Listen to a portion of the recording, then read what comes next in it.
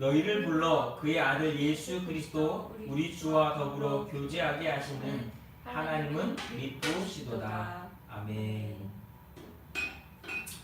오늘 이 고린도전서 1장 9절 말씀을 통해서 하나님이 정말 우리를 세상에서 불러내서 구별시켜서 우리를 교회되게 하시고 그리스도의 몸된 지체로서 하나님의 온전한 몸을 이루고 교회를 세워나가도록 만드신다라고 하는 것을 우리가 다시 한번 깨달았으면 좋겠습니다. 교회는요, 하나님의 부르심을 입은 사람들의 공동체입니다. 바울도 오늘 그렇게 얘기하는 거예요.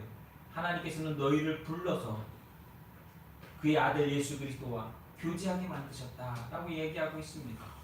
교회는 하나님의 부르심을 입은 사람들의 공동체입니다. 모임입니다. 하나님은 사람들을 복음으로 부르셔서 그 아들 예수 그리스도 우리 주와 더불어 교제하게 하십니다. 여기서 교제라고 하는 것은 헬라어로 코이노니아, 다시 말하면 반려자, 협력자, 동역자, 동반자라고 하는 의미를 가지고 있습니다. 그래서 여기에서는 인간적인 사귐만을 이야기하는 것이 아니라 삶을 공유하고 나누고 서로 함께 되는 것, 그래서 믿음 안에서 성숙해져 가는 것, 그것을 코이노니아라고 할 수 있고 그것이 진정한 주 안에서의 교제라고 하는 것입니다.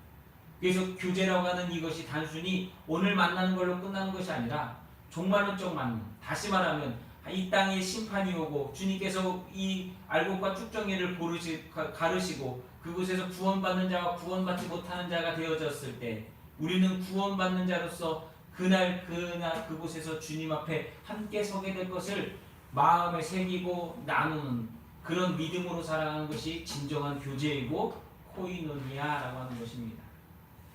그래서 우리가 지난주에는 정말 이스라엘이 회라고 하는 모임이라고 하는 조직이라고 하는 그것을 통해서 교회라고 하는 것을 생각해 보았다면 오늘은 하나님께서 왜 우리를 구별시키셔서 왜 우리를 교회되게 만드셨는지 왜 우리를 주님의 몸된 교회의 지체로서 우리를 세워나가시는지에 대해서 한번 우리가 같이 생각해 보았으면 좋겠습니다. 오늘 이 바울이 쓴 이 고린도라고 하는 곳은요 이런 표현을 씁니다. 헬라의 달이다, 헬라의 사교장이다 라고 하는 이런 별명이 붙은 도시가 바로 고린도입니다. 그래서 이 고린도는 무역과 산업의 중심지로서 막대한 부와 사치가 이루어지던 곳이 바로 이 고린도라고 하는 곳입니다. 그리고 이 고린도에는 아프로디테 신전이 있었고 그리고 수많은 우상과 신전들이 있고 이곳에서는 신전이 있다는 얘기는 이 사제들을 통하여서 성적인 문란과 술 취함과 방탕함 그리고 이것이 바로 타락과 방종으로 결론지어지는 도시가 바로 고린도라고 하는 것이에요. 그런데 바울을 통해서 하나님께서는 이 고린도에 믿는 자들을 세우셨고 그 믿는 자들을 통해서 온전함을 이루도록 만드시기를 원하셨다라고 하는 것입니다. 그러다 보니까 예전에 이런 표현이 있었죠. 소돔과 고모라 사람이라고 하면 어떤 표현이냐면 문란하고 성적으로 타락하고 악한 모습, 그런 사람들을 소돔과 고모라 사람이라고 했는데 여기서 고린도 사람 같다라고 하는 표현도 바로 그와 같은 것입니다. 성적으로 문란하고 술 취하고 방탕하고 타락한 대명사가 된 도시가 바로 이 고린도였다라고 하는 것이에요. 그래서 그 속에서 부르셔서 그 죄악 가운데서 하나님이 부르셔서 그들을 구원하시고 그들을 죄 가운데서 하나님의 자녀 삼아 주셨다라고 하는 것입니다. 이런 죄의 구덩이에서 사람들을 부르셔서 교회되게 하시는 것, 그것이 바로 하나님의 은혜이요 하나님의 섭리요 하나님의 뜻이라고 하는 것입니다. 독생자 그리스도 예수를 통한 속죄와 영생을 허락해 주신 것, 문제는 거듭난 것 같은 그들에게 여전히 남아있는 죄에 대한 욕망과 죄에 대한 그 떨쳐버리지 못하고 끊어버리지 못하는 그런 태도와 모습이었다라고 하는 것이에요. 그래서 그들은 예수를 믿었으나 예수를 믿는다라고 하였으나 그들의 삶은 여전히 그것으로부터 완전히 구별된 삶을 살지 못하는 그런 모습이었다라고 하는 것입니다.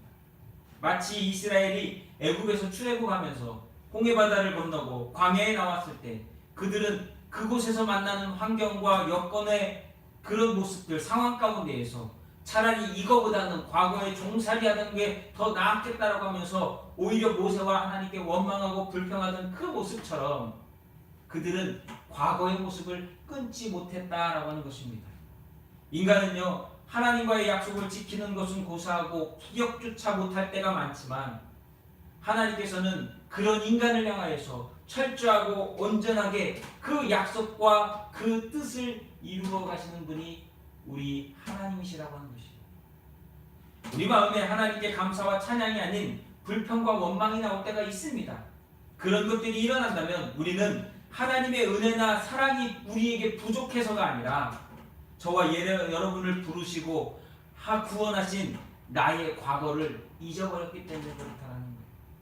왜 이스라엘 백성들이 그곳에서 하나님을 원망하고 모세를 원망했습니까? 과거의 그 고통스럽던 것들을 잃어버렸기 때문에. 고린도 교회 교인들이 왜 예수 그리스도를 믿고 온전한 교회를 이루는 데 있어서 나중에 분열하고 싸웠습니까? 하나님이 그들을 어떤 구렁텅이에서, 그 죄의 구렁텅이에서 구원해 주셨는지를 잊어버렸을 때 그들은 서로 다시 세상적인 분열과 다툼을 만들어 냈다라고 하는 것입니다. 여러분, 우리는 죄와 허물로 죽을 수밖에 없었던 우리를 예수 그리스도가 구원해 주신 죄인이었음을 기억해야 될 줄로 믿습니다.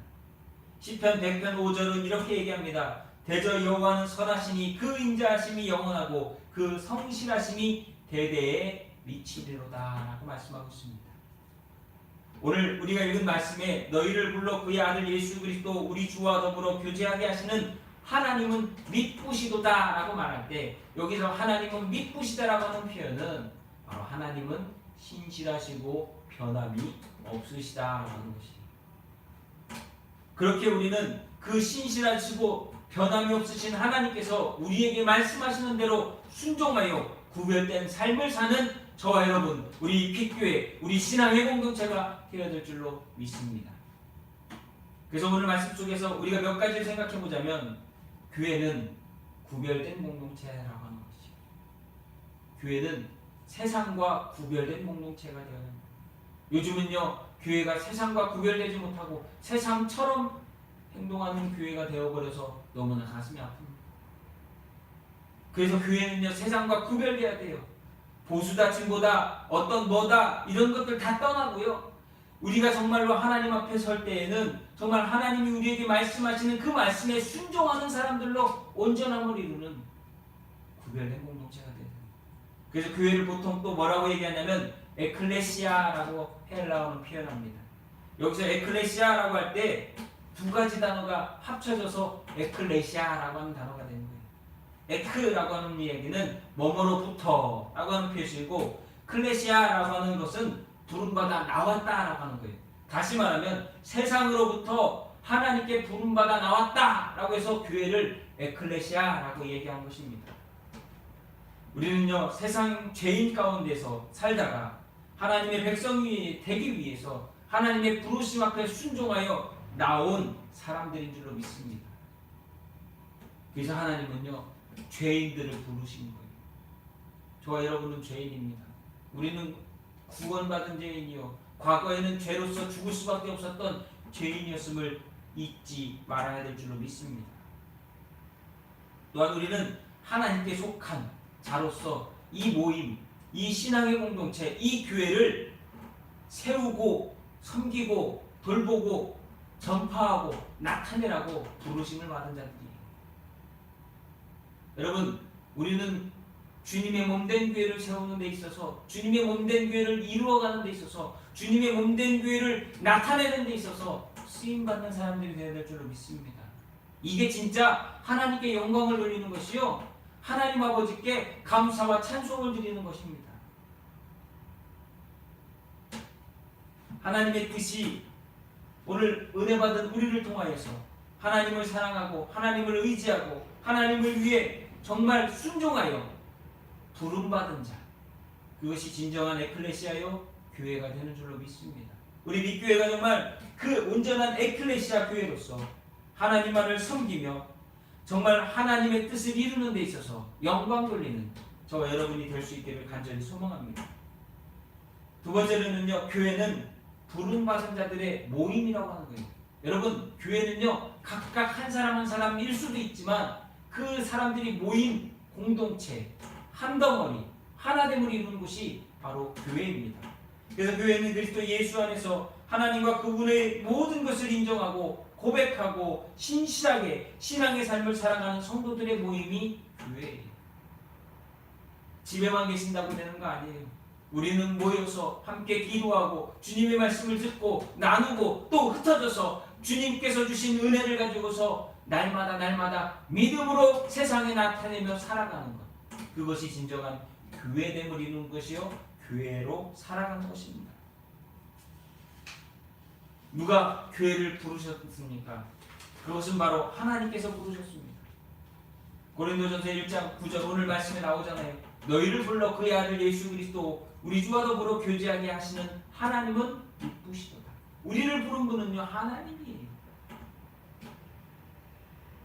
어떤 사람을 통하여서 복음을 전하게 만드시고 그 입술을 통하여서 하나님이 저와 여러분을 부르신 줄로 믿습니다. 또 우리를 부른 분은 예수 그리스도십니다. 마태복음 9장 13절은 이렇게 얘기합니다. 너희는 가서 내가 긍휼을 원하고 제사를 원하지 아니하노라 하신 뜻이 무엇인지 배우라. 나는 의인을 부르러 온 것이 아니요 죄인을 부르러 왔노라. 저와 여러분이 죄인 아닙니까? 하나님은 우리를 부르셨고 예수 그리스도 또한 우리를 부르기 위해서 이 땅 가운데 성육신하신 것이요 성탄하신 것이요 우리를 대신하여 십자가에 죽으신 줄로 믿습니다. 또한 성령께서 우리를 부르셨습니다. 계시록 22장 17절은 이렇게 얘기합니다. 성령과 신부가 말씀하시기를 오라 하시는도다. 성령과 신부가 말씀하시기를 오라 하시는도다.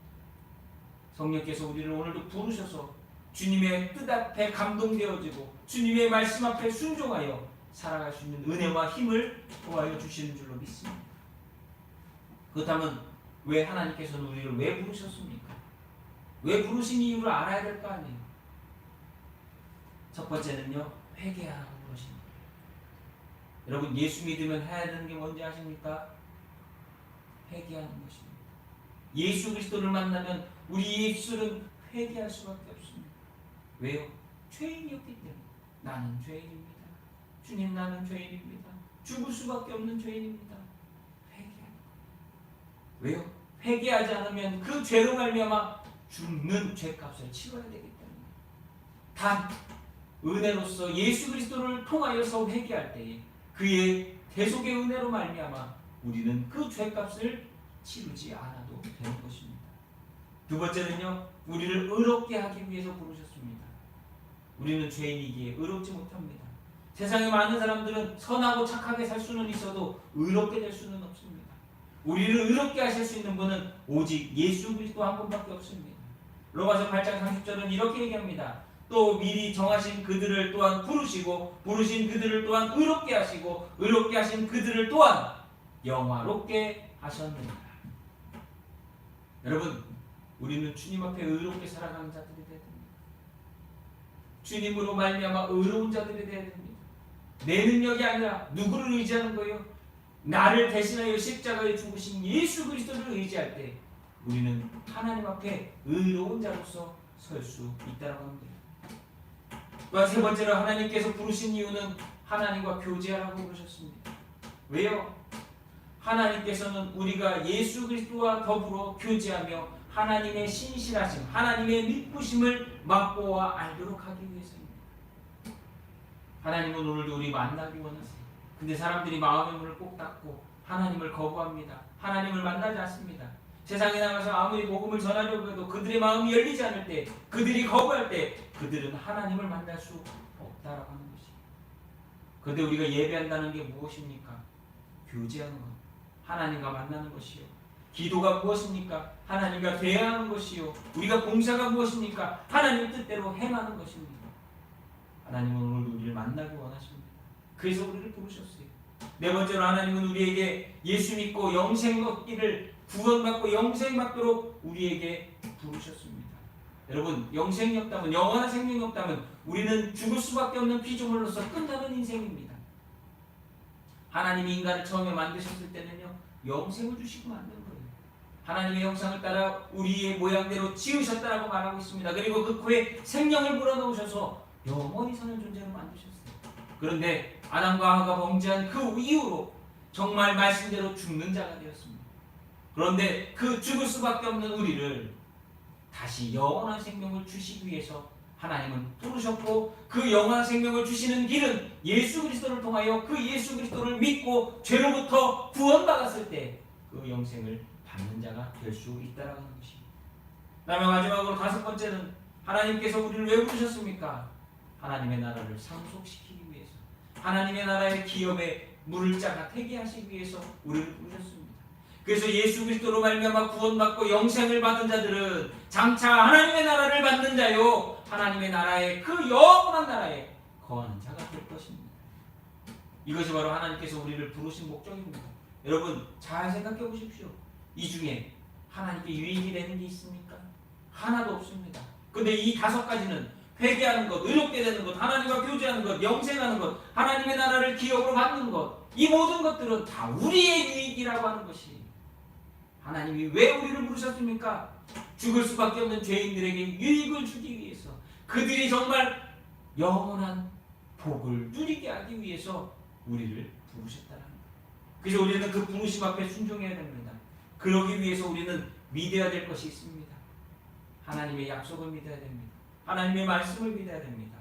부름받은 교회에 대해서 하나님은 오늘도 말씀하고 있습니다. 무엇을 말씀하냐고요? 두 가지입니다. 바로 아무도 빼앗지 못한다는 것. 하나님께서 우리에게 주신 것을 아무것도 빼앗을 수 없다는 것이, 하나님이 우리에게 주셨으면 그것을 빼앗을 자는 아무도 없는 줄로 믿습니다. 데살로니가후서 3장 3절에 보면 이렇게 말씀하세요. 주는 믿부사 너희를 굳게 하시고 악한 자들에게서 지키시리라. 하나님은 신실하셔서요, 우리를 지키시고 보호하시고 결코 우리의 것을 그 무엇도 도적질하도록 만들지 않는다는 거예요. 여러분 우리의 생명 도적질할 수 있습니까? 마귀가 도적질하지 못하도록 하나님은 우리를 돌보십니다. 여러분 하나님의 나라를 우리로부터 도적질해 갈 수 있습니까? 믿음으로 예수 그리스도 안에서 구원받은 자들의 하나님의 나라는 그 무엇도 도적질할 수 없다라는 거예요. 그리고 또 하나, 하나님은 끝까지 지키시고 우리를 보호하신다라는 거예요. 마태복음 28장 20절은 우리에게 이렇게 말합니다. 예수님께서 제자들에게 마지막으로 명령하시는 거예요. 내가 너희에게 분부한 모든 것을 가르쳐 지키게 하라. 볼지어다 세상 끝날까지 내가 너희와 항상 함께 있으리라 말씀하셨어요. 여러분 하나님이 나와 함께 하시면 내 생명, 내 모든 것들 그 무엇도 빼앗아갈 수 없습니다. 그것이 바로 하나님께서 우리에게 예수 그리스도를 통하여 주신 은혜임을 믿습니다. 정리해 보겠습니다. 교회는 하나님의 부름을 받은 사람들의 공동체요 모임입니다. 또한 교회는 사람의 교회가 아니라 하나님의 교회입니다. 하나님께서 세우셨고 하나님께서 부르셨고 하나님의 뜻과 영광을 나타내도록 하나님의 목적을 이루도록 세우신 곳이 바로 교회예요. 그래서 사람의 목적, 사람의 뜻을 이루는 것이 절대 아니라는 거예요. 그리고 교회는요, 부르심을 받은 거룩한 공동체입니다. 왜요? 하나님께서 하나님의 뜻을 이루어 하나님의 영원한 나라에 기업 물을 자로서, 기업을 상속할 자로서 우리들을 부르시기 때문에.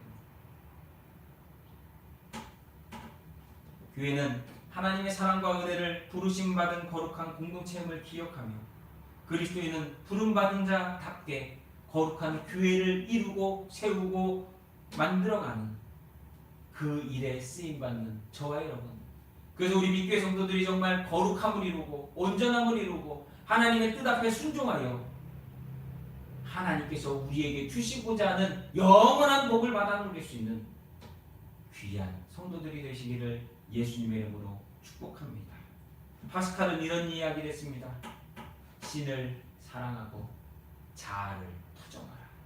여러분, 자기를 부인하고 나를 낮추고 나를 겸손히 나를 부정하고 오직 주의 말씀 앞에 순종하여 하나님을 사랑하며 오늘도 부름받은 자답게 세상에서 부르셔서 죄인을 구원하신 그 하나님께 영원토록 순종하며 충성하며 복을 누리고 사랑하며 살아가는 저와 여러분이 될 수 있기를 예수님의 이름으로 축원합니다. 기도하겠습니다.